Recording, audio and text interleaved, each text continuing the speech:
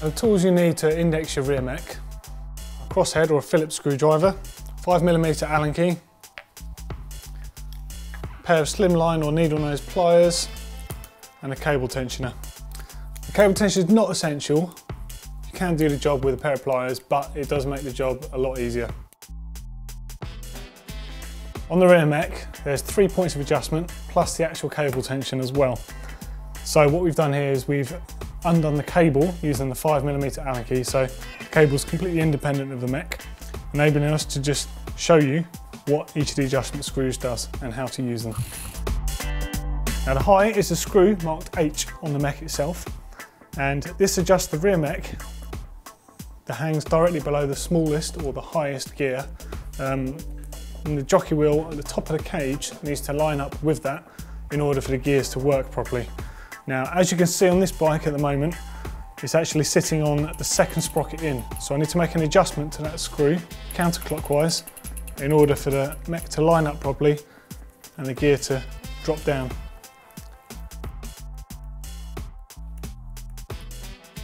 With the high screw adjusted, you can see that the upper jockey wheel is perfectly in line with the smallest or the highest sprocket.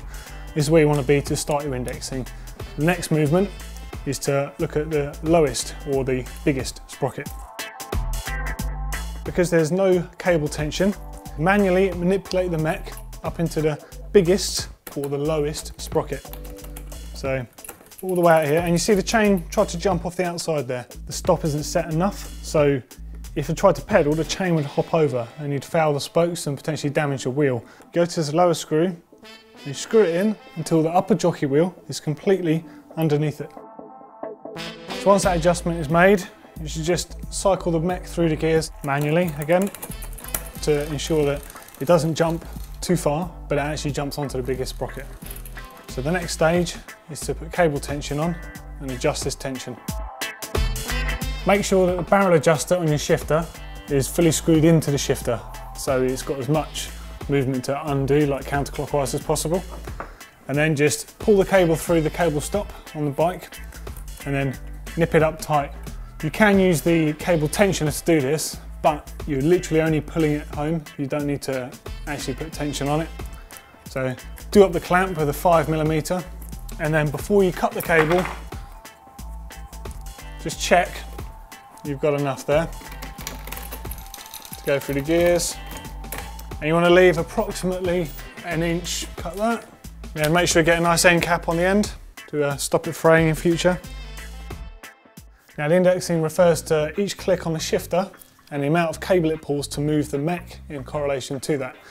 Now with Shimano and SRAM drivetrains, you'll find you only really need to adjust them so the chain shifts cleanly up and down to the fourth sprocket, because all the sprockets are equally spaced. So if we just cycle the pedals around and we hit it once for a single click, in theory the chain should jump up one, which it actually does perfectly in this case. If the chain doesn't jump up that single sprocket cleanly, counter turn your barrel adjuster, quarter turn at a time until it does. And then ensure that it smoothly transits back down again. Okay, so it successfully jumps up onto the first sprocket, and we're just going to try this up to the fourth or fifth and back down again. So that suggests that it's actually going a little bit too far. So you need to reduce some of the cable tension by screwing the barrel adjuster back in again. So that's pretty much perfect shifting. So we'll keep going and we'll check it all the way to the top of the block.